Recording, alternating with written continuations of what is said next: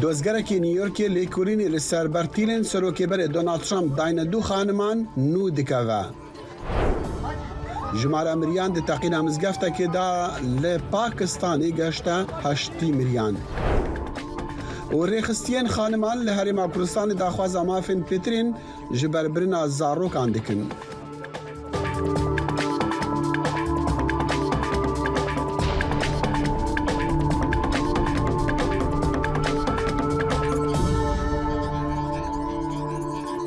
دەم باش بخێر هاتن بەرنامەیە کورد کۆنەکشن ji dengê Amerîka li Washington niha demijmêr heftî spêdeya roja sêşemûyê dexîlê şemû hîviya demên xweş ji wera dixwaze. Dozgerên devera Manhattan li New Yorkê ku lêkolînê bi Donald Trump serokêberî Amerîka radikin desteyeka nû ya sondxweran amezin komkirina da ku guhdarî belgeyên vekolîna par bikin sebaret pereyê ku Trump dayê xanima navdar Stormy Daniels. Trump pere danwê xanimê heta ku bê deng bike û hevpevîna wê bi sebaret peywendiya wan a siksî berî helbijartinên serokatiya 2016 nehê weşandin. Dozgerên navçeya Manhattanê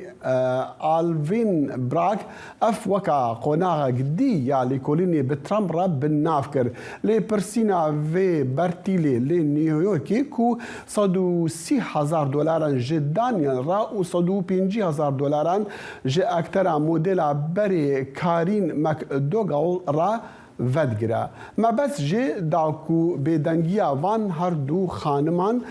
li demê kampêna helbijartinên sala 2016 bikire. Trump red dike ku têkeliya wî bi van du jinan re heye. Rêveberiya Serok Joe Biden duşanbê got ew dê di 11 Gulanê de daxuyanî û fermanên awarte yên COVID-19 bidawî bîne. Rewşa awarte ya netewey û niştimaniya COVID-19 û rewşa awarteya tenduristiya giştî jî di sala 2020 de ji hêla rêveberiya serokê wî demî Donald Trump ve hatibû dayîn. Biden gelek caran tedbîrên ku li mehên pêşîn ew ferman wê dawî werin dirêjtir kirin.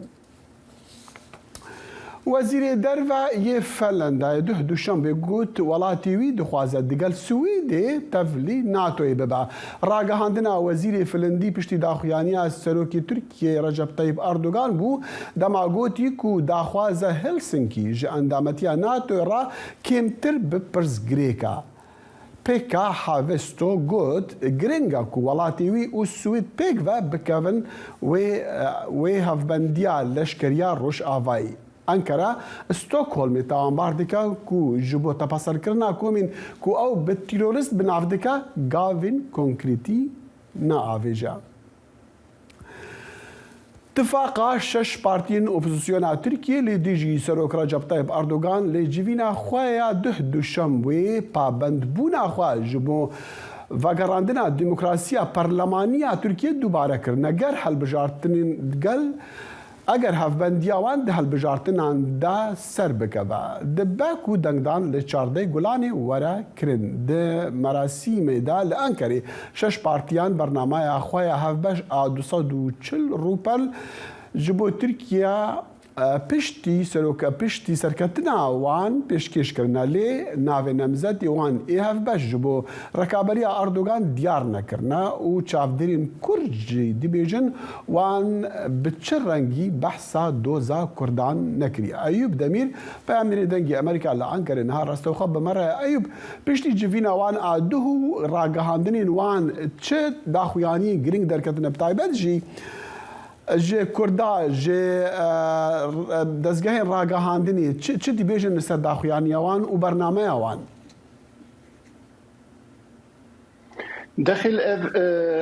peymana polîtikayên hevbeş duh ji xwe hate îmza kirin. Şeş partî jî ana ji vî şundatir li gorî rê û rêbaza ku diyar kirine wê beşdarî hilbijartinê bibin armanca wan jî ew e ku bibin desthilat. Heke bibin desthilat wê gavê wê ev polîtikayên hanê têxin rojevê. Rastî evana tevahî li Tirkiye jî di nav him çapemeniya Tirkiye him di nav dîsa opozisyona Tirkiye calî desthilatiyê ve jî hatin nîrxandin. Li vê derê dikarim bêjim ku desthilatî راستي باويكي نيني زد نشان يعني نزيكي بياد به لامبيجن هيري عالين كردان ايرو از بارلمنتو نقال هدف جي نقال هم كسي وانجي مخسكر يعني اوانا تشتكي وها بوليتيكا وها ديار كرن كون جبو بياد شد بيجن فرسي ديار كرن كو غوتن كو يعني تمام جبو هم برسكريك كل تركيا هنا چاره سريه داخواز دكن لجبو برسكريكا هري سريكه مثلا كرد ام تشتكي دبي دريدا نابين راستي جبو يجي ام تماشا دكن هدف هنا كي دبي وارده خوف يعني بهناك قمانه ايوب يعني مثلا اگر عندنا سيستم برلماني ومثلا واغارتين كوتين خاصتين دا خاصكن دماكا زاغون دا نا حتى رادي كد قال دا خوازين كردانا انا تدي دوی داری دا چند تشتشی که بحث دکن ببینه به کردانجی علاقه دارد بس تنه کرد نینه مثلا گرتنا پارتیین سیاسی دوبیجین که امیویا دجوار بکن یعنی آسان نبه راسته اوا دبه کو انا HDP دوزای لبر گرتنه دادگاه محکمه مرکزگونه دا لراسته اوا جبو تنه کردان نینه جبو همون پارتیین سیاسی تشتکه دا علیدن دا جیت بحثات تشته مثلا پرسکریکن جناهانجی پیمان استانبولین تشتانجی تکرین دیوانا تواهی آبوری دیپلماسی تواهی ترکیه دیگه نافقه یعنی بتشتکی کو امبیجن تایبته کردان یکسر علاقه دردیکه یعنی سر کردان و باندور ویده ارینی تشتکی چه بکه راستی دیار نینه جبوی جی اف پیمانا کوهات چکرین یا پولتکان هفبش شش پارتی هرچکاس پیک بنجی لدوی دا یا گرینگ اوه کو HDP چهات ماشه دیگه ایوب پرسیار دعوی اول تو دبیجی تا اندامین HDP دی پارلمان دا دیتنه تو چه جمعانا او چه دبیجی لسر مجارا گرتنا پارتیا وان کو دادگهین ترکیه دا بحثا ایرو دیسا لسر هم مثلا کوبانی يعني هم بيجن دوزا کوبانی راستی جبو گرتنا HDP دوزا هری سرکه درد که پیش او دبیجن کو جخوا یک پولیتیکه بو وک کمپاس بو وک سناریو بو جبو گرتنا HDP در خصنه پیش دستراتی بریارده کو وجبی شونداتر جی به HDP بگره یعنی ارمانجا دستراتی وها دیار دکن دبیجن کو دیار جخوا هکه بگوتانا پشتی هلبجاتنه اف دوزهانه ور سروی به سکناندو و گابه کتشکی دم بو دستراتی به وید خوازه کو ور گرتن راستی آن ترکیه سیاست کو درد که پیش داخل دکارم بیجن کو يعني HDP لبدري وك بارتيا كسركه درد كه پیش دوچ يعني دو اتفاق نه هكه HDP دست خو بده کی جنالي او سرتكه انا دويدري داجي گرتنا HDP و پشتي گرتنا HDP روشكا چوا در كه هيت شكي زلال و ديار نينه جبو يجي سياسه تركيا وصاد خويكو يعني روجن پیشي اما دبه كنتشان زلال ببلي انا ناف ختماندنه كده پیش و چوي چي ام نابين دويدري دا هل بد لروجن دهاتي ام بپرسن كاني HDP و پشتا کی بگروي چاوا بكوا هالبجاتنا ايوب دمير بامر دنگي امريكا ده انكاري بمرب سپاس زایلی داهێنان بەرنامەیەکی فەرهەنگی و هونەری بەشی کوردی دەنگی ئەمریکا من ئاسۆ جەبار لە واشنگتن دیسیەوە هەردوو هەفتە جارێک دەبمە میوانی ماڵەکانتان لەگەڵمان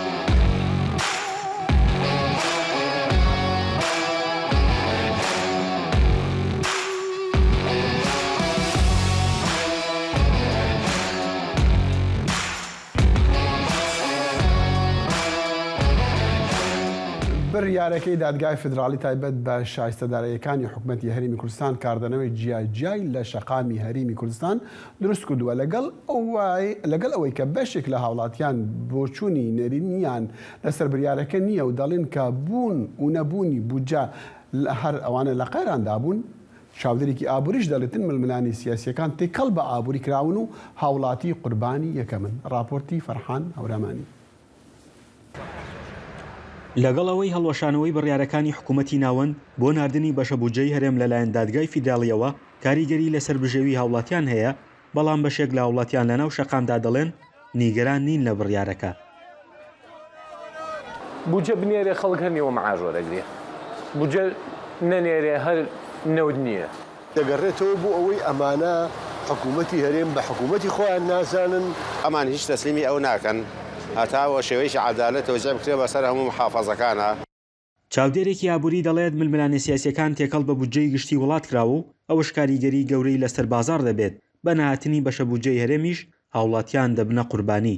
لە ئێستا بەوەی ناوکۆکیە سیاسیەکان کە تا ڕادەیەکی زۆر تێکەڵ کراوە بە بابەتی ئابووری داراییەوە کاریگەری ڕاستەوخۆ هەیە لەسەر کۆی جومگە ئابووریەکان بە تایبەتی پرۆژە کەرتە ئابووری گشتیەکان بۆ نمونە بازار بە شێوەیەکی گشتی تێبینیەوە کەین تەمان ئەگەر ئەو بەشە بودجەی لە عێراق و بێتە هەرێمی کوردستان و پاڵپشتێکی دارایی زۆر باشە بێ بۆ حکوومەتی هەرێمی کوردستان بۆ ئەوەی کەوا لە سەرچاوەیەکی داهات بێ بۆ دابینی خەرجیەکانی. ئەگەرچی لە ڕێکەوتنی ئیدارەی دەوڵات کە پێگەنانی کابینەی نوێی حکوومەتی بەدوای خۆی دایەنا بڕیار بوو بەشە بودجەی هەرێم لەلایەن حکوومەتی ناوەندەوە بنێرێت، بەڵام دادگای فیدراڵی عێراق بڕیارەکەی هەڵوەشاندەوە. ئاماژیان بەوە کردووە ئەوە دەچێتە چوارچێوەی یاسای بودجەوە و لە دەرەوەی دەسەڵاتی ئەنجومەنی وەزیرانە. فەرحان هەورامانی، دەنگی ئەمریکا، هەڵەبجە. کاتێک کاردانەوەی هاوڵاتیانی هەرێمی کوردستان بۆ بڕیاری دادگای فیدراڵی عێراق کە شایستەداریەکانی هەرێم ڕایان گرتووە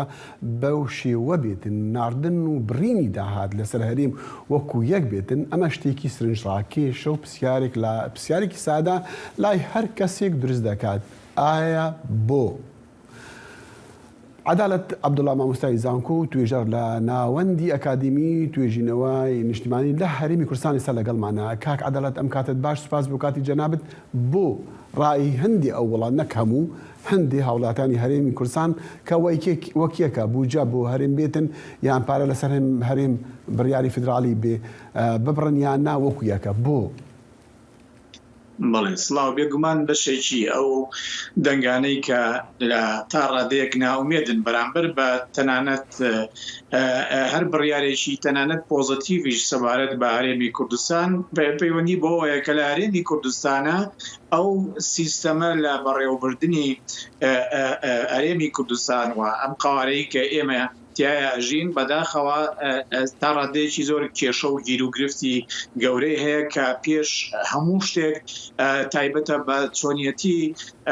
دابشکردنی سەروەت و سامانی خەڵکی کوردستان. واتە کێشەکە بە دیاریکراوی پەیوەندیدارە بە ئەو ڕەخنانەی کە لە ماوەی ڕابردووە خەڵک لە شەقامە هەی بووە لە شێوازی بەڕێوەبردننی هەرێمی کوردستان و بە تایبەتی کە لە ماوەی ڕابردوو کەندێک جیاوازی دەرکەوتووە لە دابشکردنی سیستەمی موچە لە ناوچەیەکەوە بۆ ناوچەیەکی تر جیاوازە. جاری وا هەیە ئێمە هەممان نەزانین بە پێی یاسا ئەبێ لە کاتی خۆیان موچە دابش بکرێ. کاتی پێدانی موچە بە فەرمانبەرانی هەرێمی کوردستان کە نزیکەی ملیۆنێک و 300,000 فەرمانبەر هەیە لە هەرێمی کوردستانە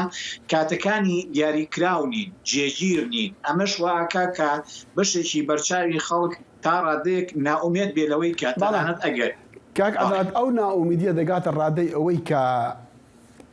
بۆچوونێکی وایان هەبێت، چونکە خۆمان دەزانین هەر کەسێک دەزانێت خۆیان دەزانین ئەوانەی ئەو بۆچوێنە هەیە کە بڕینی موچە بڕینی داهات لە هەرێم ئەگەر خۆیانش موچە خۆر نەبن هەر کارێکیان هەبێت، بەڵام کاریگەری نەرینی لەسەریان دەبێ ڕاستە و خۆ. ئەمە یەک لانی دووەمیش باش ئەوە بیرلەوە ناکەنەوە چی ئەو هەرێمە بەڕێوە دەباتن دەستگاکانی حکوومەتی ئەو هەرێمە ئیتر چزانم ڕێگاوبانەکان ئیتر فڕۆکە خانە ئیتر هەر شتێکی ئەو هەرێمە بۆ چاکی ئەوە نابینن. ئەگەر ئەنەلایزیەوە بکەین شیکاری بکەین بۆ ئەوە لە ماوەی ڕابردوو لە 1-2 ساڵی ڕابردووە کاتێک کە ئەو بڕەپارەی لە بەغداوە هات بۆ هەرێمی کوردستان کە پێوتی 200 میلیار ئەم بڕەپارەیە کاریگەری گەورەی لەسەر بۆ نمونە فراوانکردنی پرۆژەکانی ئاوەدانکردنەوە نەکرد لە هەرێمی کوردستانە یان لانی کەم لە سەرتاسەری ئەمێمی کوردستانە ڕنگدانەوەی نەبوو. ئەمەش لەلایەکەوە تا ڕادەیەک واکە بەشێک لە خەڵک بە تایبەتی ئەو شوێنانەی ئەو ناوچانەیە لە هەرێمی کوردستان کە ناوچەی پەراوێز کەوتون تا ڕادەیەکی بەرچاو گلەییان هەبێت لەوەی کە بۆچی سەرڕای ئەوەی حکوومەتی هەرێمی کوردستان خۆی بودجەی هەیە و ئاوکاری بۆ پێگەیشتۆ لەلایەن حکوومەتی عێراقیەوە بڕەپارەك بەپێی کە هەندێک جار لە دەرەوەی یاسای موازنەشەوە نێردراوە بۆ هەرێمی کوردستان بۆ ڕنگدانەوەی بەرچاوی نییە لە گۆڕانکاری لە ژیانی خەڵکە. بێگومان ئەوەی کە باسمان کردەوەی لە راپۆرتەکەی ئێمە شاگومانیە بۆ ڕەنگە بە پلەی یەکەم گزارش بێ لە چین و توێژێکی دیاریکراوە لە کۆمەڵگای کوردی، بەڵام من ئەمەوێ ڕای گشتی خەڵکی کوردستان ئەوەی کە ئێمە لە ناو خەڵکین ڕۆژانە مامەڵاکەین و چاودێری میدیاکانەکەین تا ڕادەیەکی بەرچاو خەڵک لێرە قەناعەتی وایە کە ئەبێ هەموو جۆرە چاکسازیەکی ئابووری و دارایی لە هەرێمی کوردستانە و هەموو ڕێکەوتنێکی سیاسی کە ببێتە مای باشکردنی دۆخی دارایی و موچە و باری قورسی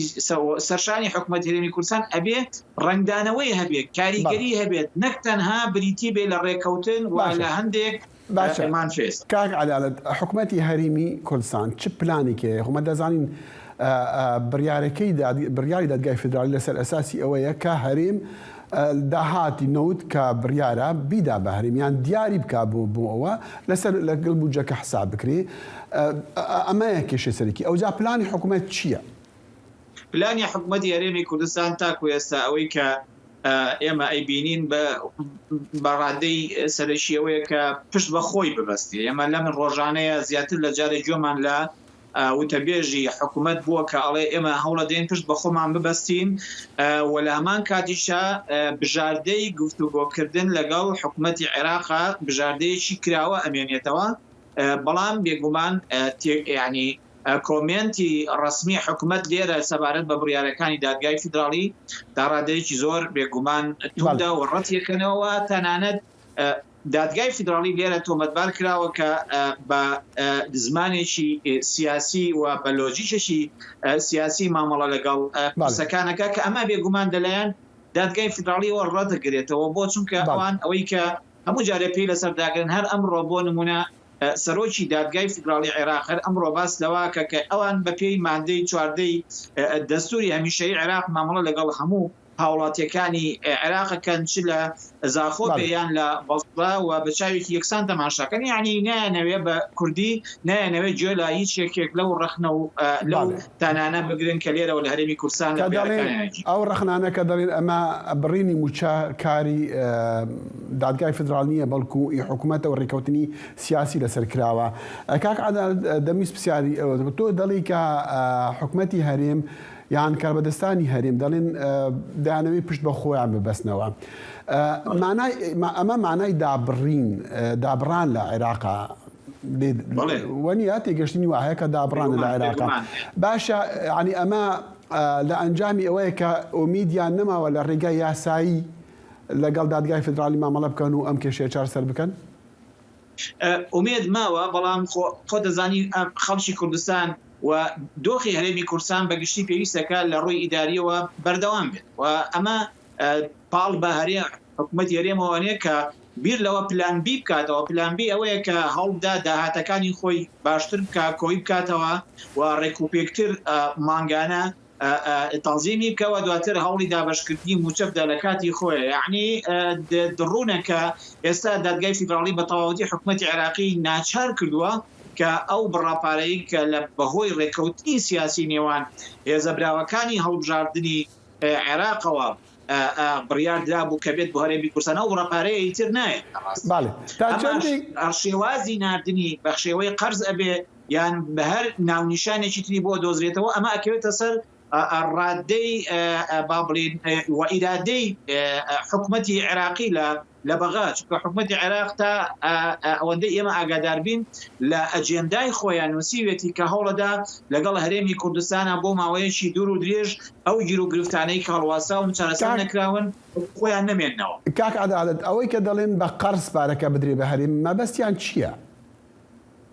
مەبەستەوەیە وەکو جۆرێک لە قەرز وەکو جۆرێک لە سلفە بێتا و کاتەی یاسای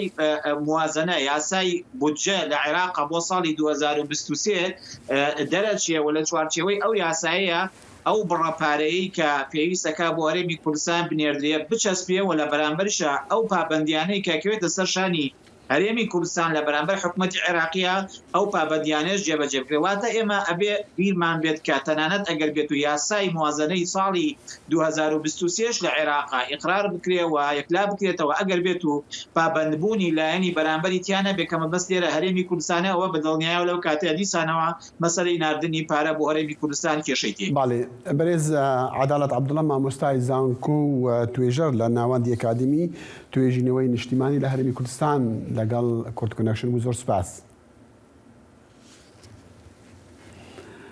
ڕێخستیان نوژەن ji بۆ دیموکراتیکردنا خێزانی و 12 ڕێخستین ژنان li dihokê bi hevpeymaniyeké bi hev re civyan da ku guhertinin yan guherînekê di madeya 111 ya sala 1969 ya yasaya Sizayên Iraqê de bikin bi taybetî jî berkeyên 417 û 418 yên girêdayî ji ber birênê çunku ew yasa kevnin û ne di berjewendiya jinan de nebtaybetî jî piştî hatina Daişê li wê herêmê. Selam balayî Peyamberî Dengê Amerîka li dihokê li civîna wan bû û ev raport şandiye. Hevpeymaniya dozarê xistiyên jinan li Herêma Kurdistanê li dihok hat pêkanîn ji bo zêdekirin û guherîna madeyên 417 û 418 ji madê 111 ya sala 1969 yasaya Sizayên Iraqî li dor ji ber birnê Ankûyî cihazê. وەکی ئافرەتی کوردستان ئەو بریارە زیای بکەی من ئەو مادە بگۆڕی من ئەزافەیەک چ شتێکتر بکەی من ئەو ئافرەت هەیە ئێستا مادەی 111 لە 1960ەکان بووە ئێستا ئێمە لە 2023 من زۆر تشت ڕووداوە زۆر تشتی لە ژیانمان ڕووداوە زۆر ئافرەتان هەیە پاشی ئاوەرەکردنی یەزیدی و داعش و ئەو چتانە زۆر ئافرەت هەیە زگیان پڕە لە پیاوەکە ناناسن فحەقی ئەو ئافرەتە ئەف کەمپینە بناوێ بڕیارەتەیە داوک و گەواشتنێ لە حکوومەتە عێراقی بکەن ji بۆ ژن وەکە کەسێک کاریگەر و خەدی بڕیارە خۆ بێتە ناسکردن. فإيرومي تكون بوين كوما هناك برف نوعا ما هناك حالات ديت خاصة محدد هينكو دعمان جنبي تكرن اللي بموضوعي راستي فأم سيرفي موضوعي ما مناقشة وكري وإن شاء الله بداهاتي وتفاصيلها بنسير بموضوعي. ساڵی 1969 ئەو بڕیارێک دەرچوو کە منداڵە ناو ببرێت بە دوو ڕێگای دوو حاڵەتە بێ یەک ئەوەی کە منداڵەکە نقستان بێ دوو ئەوی کە دژیانی دایکەکەی لە مەترسیدای بەڵام ئێمە ئەوڕۆ هاتین تۆز ئەو بڕیارە فراوانتر بکەین بۆ ئەو کەسانەی کە دایکێکە کە چەند منداڵێکی لە پاڵدا هەیە ڕۆشنبیریەکی وای نییە کە بتوانێت نەهێلێ ئەو منداڵە دروست بێ کە دروستش بۆ ناتوانێت بە خێوکردنی نییە لە پاڵدا چەند منداڵێکی تری هەیە و حکوومەتش نییە یارمەتی بدا ئێمە لەگەڵ ئەوەی ئەو منداڵانەیەتە سەر دنیا باشترە. هێژایی ئاماژەیە ئارمان ji vê kempînê ew e ku hind madên yasayî yên Iraqî bêne razvekirin û lêzêdekirin ku di berjewenda jinê û xêzanê dabî. Selam balayî Dengê Amerîka Dohor. ئایا داواکاری ڕێکخراوەکانی داکۆکیکردن لە مافی ژنان بۆ ئازادی زیاتری مافی لەباربردن ڕاست بینن بەهار عەلی بەڕێوەبەری ڕێکخراوی ئێمە بۆ گەشەپێدانی مرۆیی لە هەرێمی کوردستان لەگەڵماندا بەهار خانم ئەم کاتت باش یعنی ئەم خانمانە داوای ئەوە دەکەن کە ئازادیەکی تەواویان هەبێ و مافی تەواویان هەبێ بڕیار بدەن لەسەر جەستەی خۆیان کە ئەگەر مناڵیان دووجان بوون مناڵەکانیان لەباربەرن. ئەم داواکاریە ڕاستبینە ئێستا لە هەرێمی کوردستان؟ زۆر سپاس بۆ ئەم دەرفەتە بێگومان ئەگەر بڵم ڕەنگە زۆر دواکەوتوین لە گفتوگۆکردن لەسەر ئەم مەسەلەیە بەڵام هەر کاتێ دەست پێ بکەین باشترە لەوەی دەست پێ نەکەین بەڵێ لەبەرەوەی لە کوردستانە ژمارەیەکی زۆری ژنان مناڵەکانیان لەو تەمەنەی کە هەم یاسا ڕێگەی پیاوە یاسای تەندروستی هەمیش شەرعیش ڕێگەی پیاوە لەو تەمەنەیە مناڵەکانیان لەبارە بن چونکە وەکو لە راپۆرتەکەش پیشاندانە خەڵکێکی زۆر هەیە بارودۆخی ئابووری لەو توانایانیە کە منداڵێکی تری ببێ لەو ژمارەیە کە خۆی بیستێتی ببێ دوو ڕنگ زەمن گۆڕاوە وەکو ئەو زەمەنە نییە کە یاساکەی لێ دەرچووە زەمن گۆڕاوە ژنیش ئیشەکات پیاو ئیشەکە پێداویستی خێزان داخوازیەکانی مناڵ پەروەردەی مناڵ زۆر زەحمەت بووە چ لە ڕووی ئەوەی کاتێکی زۆری ئەوێ بۆ تەرخانکەی خێزان دایک و باوک لە ڕووی مادیشەوە پارەیەکی زۆرتری ئەوێت چونکە ئەوەن جارانیان و با مناڵ لە دایک بێ خوا گەورەیە مناڵ لە کۆڵان یاریە کرد و ئەهات نانێ خوارد و ڕۆشتەوە کۆڵان و یاریە کرد گەورە بوو ئێستا پێداویستیەکان زۆر بووە ئەرکی خێزان زۆر بووە بۆیە زۆر جاڕوو ئەیە کە مناڵێک دروستە بێت لە دەرەوەی خواستی ژن و مێردەکە لە دەرەوەی بڕیاریان بۆیە ئا لەو کاتەیە مناڵەکانیان لەبارە بن بۆیە لە ڕاستیە مناڵ لەباربردن هەیە یعنی دکتۆر ئێمە حتا وەکو ڕێکخراوی ئێمەش لە پێش 2 ساڵ ئەدڤۆکسیەکمان لەو بوارە کرد لەگەڵ کۆمەڵێک لە دکتۆری ژنان قسەمان کرد ئەوان وتیان ئێمە ژنەکان کێنە لامان تووشی سایت ئەفێکتە بن دوایەوەی کە مناڵیان لەبار بردە تووشی هەندێک نەخۆشی لاوە کێبن ئێمە ئەزانین ئەوە لە نەتیجەی لەباربردنە کەواتە یاساکە کەواتوندی کردو عقوبەی گەورە داناوە نەیتوانیوە مناڵ لەباربردن دوابخە بۆیە باشترە مادەم هەر هەیە باشترە بە پێی یاسا ڕێگە پێی باوتە هەدەفەکەش هەیە بەڵام بەبێ یاسا هەیە ئەوانەی دەکەن کە ینی مەترسی لەسەر ژیانی خانمان هەیە لەو حاڵەتە ینی قانونەکە یان یاسا عێراقی نازانم ئەوەی کە گوتمان لە ساڵی 1969 هەیە تا ئێستا و سزای ئەو کەسانە دەن کە ئەم کارە دەکەن شتێکی زۆر کۆنە بەڵام مەسەلەکە لەوەدایە ئەبێ بە یاسا ڕێک بخرێ و دوای ئەوە دەزانین بەهەرخانم بزودنەوەی دژی ئەم کارە لە هەموو جیهانە حتا لێرە لە ئەمریکا بابەتێکی زۆر گەورەیە بابەتێکی بووە بابەتێکی سیاسی جا لە هەرێمی کوردستان چاوپێشی دەکرێت لە لای دکتۆرەکان بەڵام یاسا ڕێگا پێ نادا تا چەندێک ئێوە دەتوانن کار بکەن بۆ ئەوە یاساکە بگۆڕدەی بە پێی داواکاری خانمان باڵە بێگومان مەسەلەکانی مافی ژن وەکو مافی لەباربردن یەکێکە لە مافەکانی ژنان چون کارۆکو لە راپۆرتەکەش باسییان کرد ژن خاوەنی جەستی خۆیەتی ئەزانێ چ کاتێک ئەتوانێت مناڵی ببێت کاتێک ناتوانێت بیبێ هەموو ئەوانە ئەبێ ژن خاوەنی بڕیاروێ کەسێکی تر یان سیستمێکی تر لەسەروی ئەوە نەبێ ئەمێنێتەوە مەسلەیەکی تێکۆشانە مەسلەیەکی بەردەوامبوونی قسەکردن و ئەدڤۆکەسیکردنە بۆ ئەوەی قەنەعەت دروست کرێ ڕەنگە بەپێی بە چەند هەنگاوێک بێ مەرجنیە یەکسەر بە هەنگاوێک بکرێ بۆیە داخوازیکردن لەم کاتەیە یاساکە بگۆڕێت لە ڕووی یاساییەوە بە جەریمەدا دەنرێ ئەمە هەوڵێکە بەڵام وەکوتم ئەمێنێتەوە مەسلەی ئەدڤۆکەسیکردن و تێکۆشانی ژنانە لە پێناو هێنانەری ئەو مافەیە یەک ڕاستی هەیە بەڕاستی زۆر ژنگیانیان لە دەست ئەیەن لەبەرەوەی لە شوێنێکی زۆر ناتەندروستە مناڵەکانیان لەبارە بن هەرو خانمانی کە لە دژن لە دەوروبەری خۆیان سەیری بکەن ڕەنگەکەم خێزان دایکەکە نەڵێ تۆ لە دەرەوەی من لە دەروی ئیرادەی من لەدایک بووی تو باسی لایەنە زانستیەکەی دەکەی لایەنی مافی مرۆڤ کە ئێوە بڕواتان پێ هەیە بەڵام ئەو کووە ئاماژەشت بە راپۆرتەکەی خۆمانت کرد کە لە دۆکەوە ڕێکخراوەکانی ژنان کۆبوونەوە بەڵام یەک لایە نەبوو یعنی دەمانویست لایەنی تر خۆمان دەزانین لایەنی بەتایبەتی بۆ چۆنی ئاینی دژی ئەوەیە کە خانم بە حەزی خۆی مناڵە بەربەر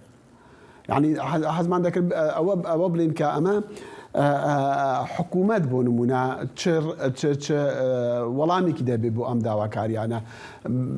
جێ لەو داواکاریان دەگریان تەنها دێنێتن بۆ کۆمەڵگا و بۆ یاسا کۆنەکان دەگەر دوو لایەن لە یەک جیا بکەینەوە لایەنی ئیسلامیەکانیان لایەنە دینیەکان هەموو کاتێک بەڕاستی لە دژی هەموو داخوازیەک بوون کاتێکە داکۆکیکارانی مافی ژنان پێشکەشیان کردووە بە ئاسانی هیچ لەو مەسەلانە تێ نەپەڕیوەکە ئێمە داوامان کردەوە ڕەنگە ئێستاش بۆتە یاسا تەنانەت لە کاتی یاسای بەرەنگاربوونەوەی تونوتیژی هەرشێکی بەم جۆرە خراپتریش کرایە سەرمان بەڵام یاساکە تێپەڕی ئەوە بەرەی دژن بەڵام ئەکرێ بەردەوام لە گفتوگۆیە بین و بەردەوام بین مەسەلەی حکومەت زۆر لە لای ئێمە مهمە مەسەلەی پەرلەمان لە لای ئێمە مهمە ئەو دوو لایەنە حکومت بە نەتیجە ئێمە بە ئەزمموی 30 ساڵی ئیشکردن ئەڵین ڕێکخراوەکانی ژنان لەسەر یان ڕێکخراوەکانی مافی مرۆڤ لەسەر هەر مەسەلەیەک سوور بوو بن تێکۆشانیان بۆ کردبێ داخوازیەکانیان بەردەوام بوو بێ بە نەتیجە لە کۆتاییە لە بەرژەوەندی مافەکانی ژنان شکاوەتەوە ڕەنگە 100% بە پێی ئەوە نەبوو بێ کە ئێمە بیستمانە بەس بەشێکی زۆری لە بەرچاو گیراوە یاسای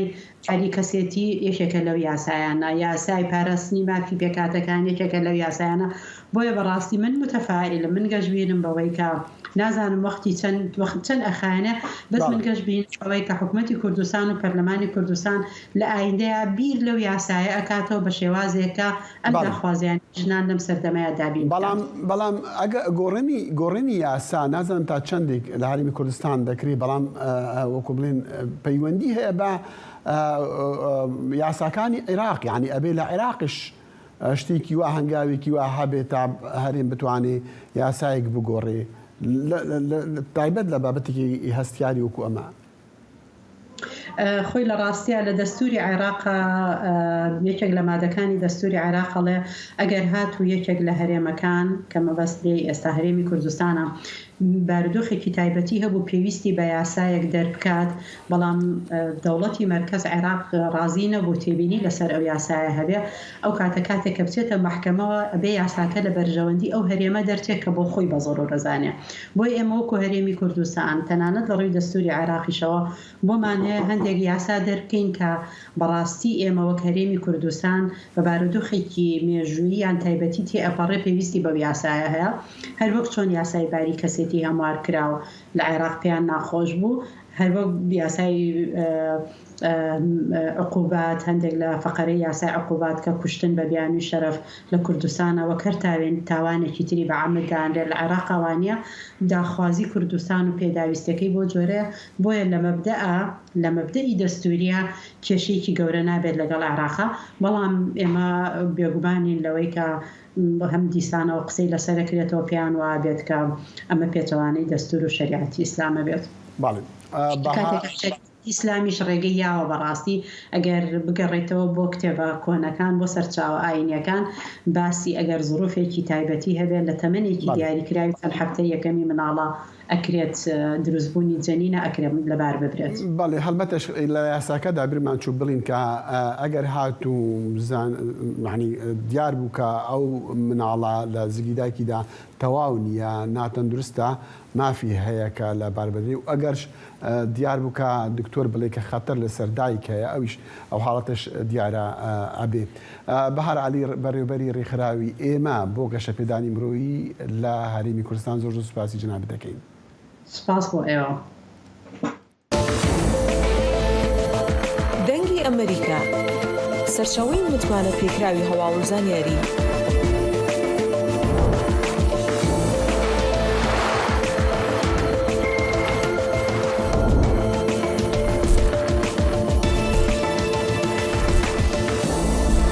لە ماڵپەڕ و تۆڕە کۆمەڵایەتیەکانی دەنگی ئەمریکاوە ئاگاداری هەواڵ و گۆڕانکاریەکانی جیهان بە.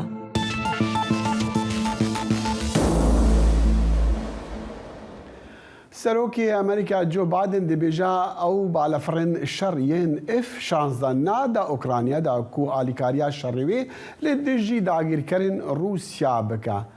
نا بەرسەڤا بایدن بوو دەماکو ڕۆژنەمەڤانان لە کۆشکا سپی پس ژێکرین گەلو ئەو دێ ئالیگریە شاندنا فڕۆکن F-16 بە کو ڕێبەرن ئۆکرانی گوتنە ئەو دسەری لیستا داخوازن وان دەیە یا چەکان دەیە ژێ ئەمریکیان. دوای ئەوەی کە 5 ئەفسەری پۆلیس لە شاری مەمفسی ویلایەتی تێنسی لە گرتەیەکی ڤیدیۆیدا دەردەکەون لە پیاوێک دەدەن کە دواتر لە نەخۆشخانە گیانی لە دەستدا داوای چاکسازی لە پۆلیسی ئەمریکادا بەهێزتر دەبێت بەڵام هێشتا کۆدەنگی لە نێو یاسادەنەران لە کۆنگرسی ئەمریکادا نییە لەسەر چۆنێتی ڕێگریکردن لە توندوتیژی زیاتری پۆلیس لە ئەمریکادا. چۆن هەنگاو بنێن پاژمەرگی تایر نیکڵسی تەمەن 29 ساڵ لە شاری مەمفس لە کاتێکدا چالاکوانان و یاسادانەرانی ئەمریکا لە هەوڵی دۆزینەوەی ڕێگە چارەیەکدان. لە بەرنامەی ئەم هەفتەی کەناڵی ABC زسویک دەرکەوت پارێزەری خێزانەکە بین کرامپ جەختی لەسەر پێویستی چارەسەرکردنی کردەوە کە ئەو بەلایەنگیری ناڕاستەوخۆ لە کلتوری پۆلیس لە ئەمریکا ناودێری دەکات. گرنگ نییە ئەفسەرەکان ڕەش پێست بن لاتین بن یان سپی پێست من پێم وایە بەشێکە لە کولتوری دامەزراوەی پۆلیس و بە جۆرێکەوە دەکات کە ڕێگە پێدراو بێت بتوانن بەم جۆرە هێز و ڕندەیە زیادەڕەویە لە دژی کەسانێک بەکاربێنن کە ڕەنگی پێستیان جیاوازە. لە کاتی هەڵسەنگاندنی ڕێشۆنی گرنگ بۆ ڕێگریکردن لە دڕندەی پۆلیس سیناتۆری دیموکرات دیک دۆربن بە کەناڵی ABC ڕاگەیان کە گفتوگۆیەکی نیشتیمانی پێویستە. قەتەغیکردنی خنکاندن نابێت بەبێ فەرمانی فەرمی پۆلیس هیچ گەڕان و پشکنینێک ئەنجام بدرێت. مامەڵەکردن لەگەڵ پشتبەستن بە بەڕێوەبەریەتیەکانی پۆلیس پێویستە هەموو ئەو کارانە بکەین بەڵام ئەمە بەس نییە. لە کاتێکدا جەختی لەوە دەکردەوە کە هەموو ئەفسەرانی پۆلیس تاوانبار نین. نوێنەری کۆمارەکانی جیم جۆردن بۆ چوونەکانی خۆی لەگەڵ کەناڵی NBC Meet the Press باس کرد سەبارەت بە داوای چاکسازی لە پۆلیسدا لەسەر ئاستی فیدراڵی. نازانم ئایا هیچ ڕاهێنانێک هەر قەدەغەکردنێک هیچ خنکاندنێک لەوێ ئەنجام نەدراوە. ئەوەی لەوێ ئەنجامێندا تەنها بەردەوام بوون بوو بە لێدانی بەڕێز نیکۆلز، بۆیە نازانم ئەوە وەڵامەکەی یان نا. لە چاوپێکەوتنێکیدا لە بەرنامەی بەیانی باش ئەمریکا سەرۆکی NACP کۆنترین و گەورەترین ڕێکخراوی مافە مەدەنیەکانی وڵاتەکەیە پێشنیاری دۆزینەوەی ڕێبازی جیاواز و گشتگیر بۆ چارەسەرکردنی کێشەکە دەکات. دەبێت دەستگاکان ڕاهێنانیان پێ بکرێت سەبارەت بە کەمکردنەوەی زیادەڕەوی لە توندوتیژیدا، بەڵام پێویستە بودجە بۆ پشتگیری تەندروستی دەرونی زیاد بکەین. هەروەها ئاماژەی بەوەش کرد هەبوونی بنکەیەکی زانیاری فیدراڵی کە هەڵسوکەوتی نادروستی پۆلیس تیایدا تۆمار بکرێت دەتوانێت ڕێگری لە ئەفسەرەکان بکات لە گۆڕینی دامەزراوەکان و بەم شێوەیە ئەمە یارمەتیدەر دەبێت بۆ دروستکردنی جیاوازی. ئاسۆ جەبار دەنگی ئەمریکا بۆ راپۆرتی ڤێرۆنیکا بالدێراس ئینگلیسیاس واشنگتن. سەرۆکی ڕێکخراوی تەندروستی جیهان دەڵێتن کە لە سەرەتای مانگی کانونی دووەمەوە راپۆرتی هەفتانەی تایبەت بە کۆڤید-19 نیشان ئەدا کە نەخۆشیەکە لە هەڵکشاندایە و حاڵەتی فریاگوزاریش بەهۆی ئەم نەخۆشیە لە جیهانیشدا هەر ماوە.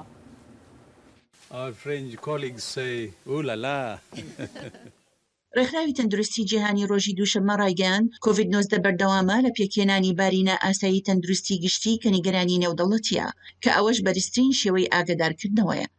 لە بەیاننامەیەکدا ئاماژەی بۆش کرد پێی دەچێ پەتاکە لە خاڵی گواستنەوەدا بوو بێت کە بەردەوام پێویستی بە بەڕێوەبردننی ورد هەیە بۆ کەمکردنەوەی دەرئەنجامە نەرینی ئەگەریەکان. 3 ساڵ تێپەڕ بوو بەسەر یەکەم ڕاگەیاندنی ڕێکخراوی تەندروستی جیهانی کە کۆڤید-19 نوێنەرایەتی حاڵەتێکی نائاسایی تەندروستی جیهان دەکات. لە ماوەی بڵاوبوونەوەی ڤایرۆسی کۆرۆنادا زیاتر لە 6,800,000 کەس گیانیان لەدەستداوە کە لە هەموو وڵاتێکی سەرزەوی بڵاوبۆتەوە و پێکهاتەکان و ئابوووریەکانی وێران کردوون. تیدرۆس ئەتۆنام بەڕێوەبەری گشتی ڕێکخراوی تەندروستی جیهانی لە میانی دانیشتێکی دەستەی کارگێڕی لە ژەنێڤ وتی لیژنەکە ئامۆژگاری کردوم کە بە بۆچوونی خۆیان کۆڤید-19 وەک حاڵەتێکی نائاسایی تەندروستی جیهانی دەمێنێتەوە و منیش لەگەڵ ئەوەدام لەگەڵ چوونە ناو ساڵی چوارەمی پەتاکە گومانی تیادانەیە ئێستا لە دۆخێکی زۆر باشتر دای بە بەراورد بە ساڵێک لەمەوبەر کاتێک شەپۆلی ئۆمیکرۆن لە لووتکەدا بوو. لەگەڵ ئەوەشدا لە میانەی لێدوانەکەیدا بەرپرسەکەی ڕێکخراوی تەندروستی جیهانی ئاگاهیدا. بەڵام لە سەرەتای مانگی 12 ژماری مردنەکان هەفتانە لە زیادبووندایە. لە ماوەی 8 هەفتەی ڕابردوودا زیاتر لە 170,000 کەس بەهۆی کۆڤیدەوە گیانیان لەدەستداوە و ئێمە دەزانین ژماری ڕاستەقینە زۆر لەوە زیاترە. ناوبراوتی هیوادارە لەم ساڵدا کۆتایی بارینە ئاسایی ببینێت بە تایبەتی ئەگەر بتوانرێت دەسڕاگەیشتن بەڕێوی شوێنە بەرپەشدانەوەکان لە ئاستی جیهانیدا باشتر بکرێت. شایان پاشا بۆ راپۆرتی سیزل مانتۆڤانی دەنی ئەمریکا واشنگتن.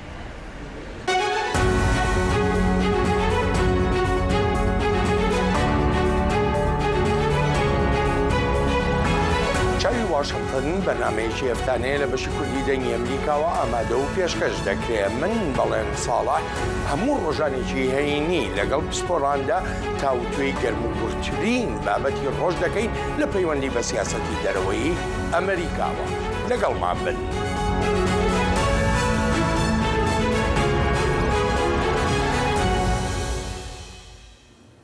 هێشتا لاشن قوربانیان ji bin mizgefteka harptî ji encamê teqînekê ku li navendeka polîsan bû li Bakurê Rojavayê Pakistanê îro duşanbê jî hêşta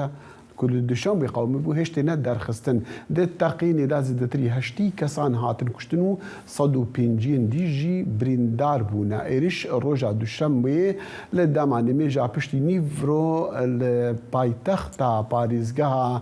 Pêşawerê li nêzik deverên li ser Sunûrê Efganistanê qewmî bû. Li dorûberên wê herêmê çend tê çekdar zêde dibin.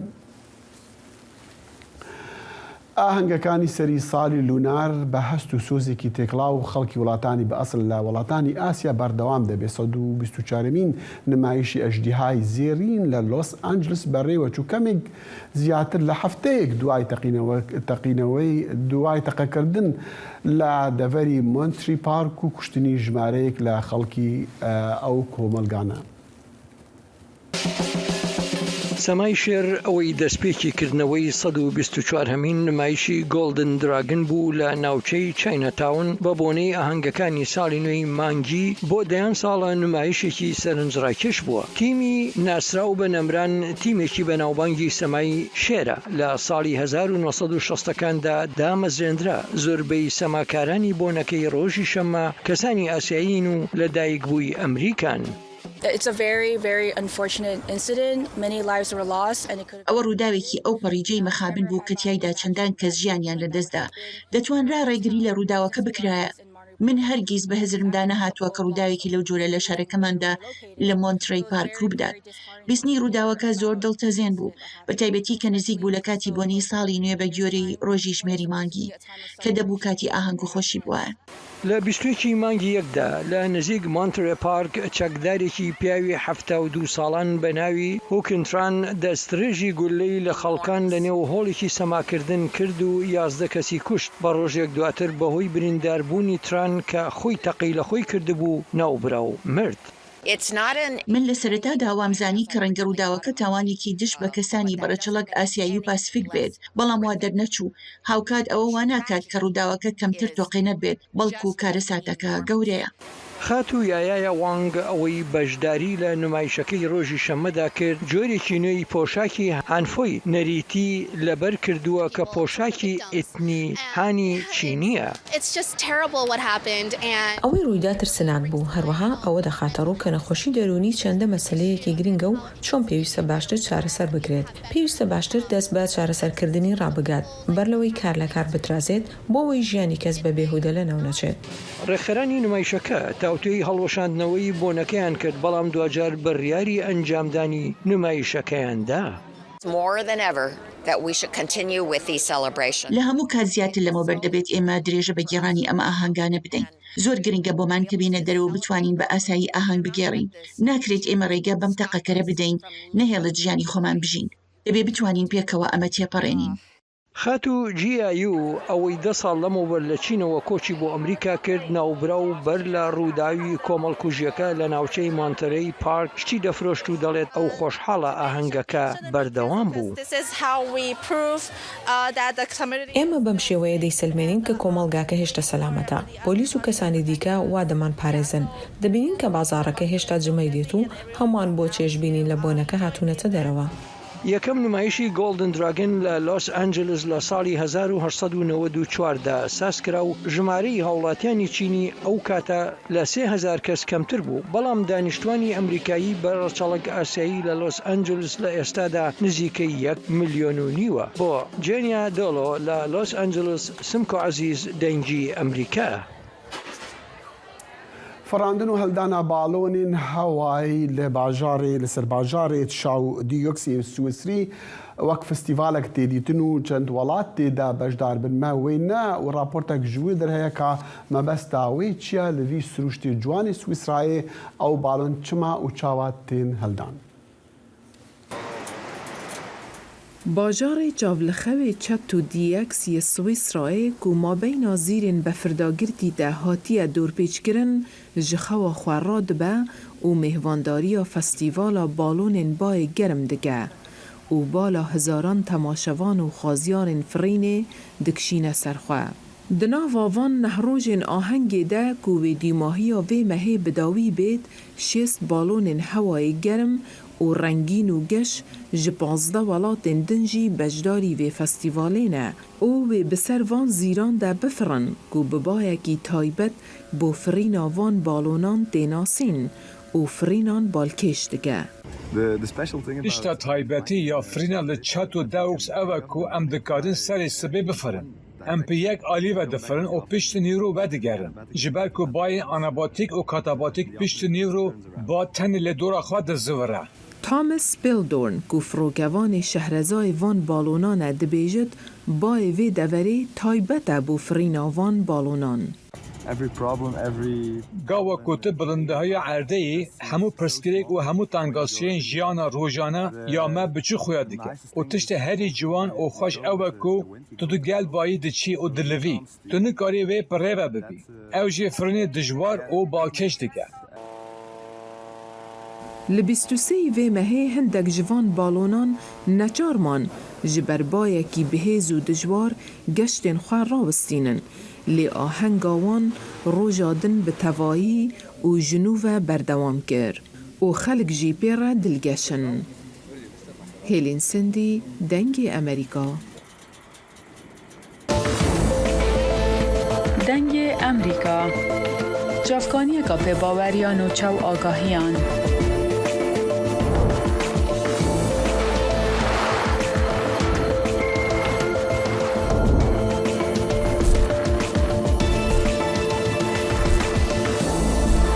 Birêya malper û platformên mîdya civakiya Dengê Amerîka bala xwe bidin pêzanîn û nûçeyên cîhanê.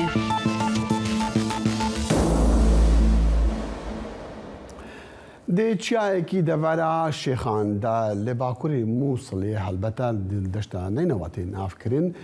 کو دنێڤبەرە دوو گوندادەیە گوندی بێریستەک و ئیسیان خەڵک دیچن کانیکە کە ئاوێ دی چیایدا هەیە سەردانەوەی کانیکی دیکن گەلک جوانە یان گەلک خەڵک بوویەتە عادەت ڕوو دیکەن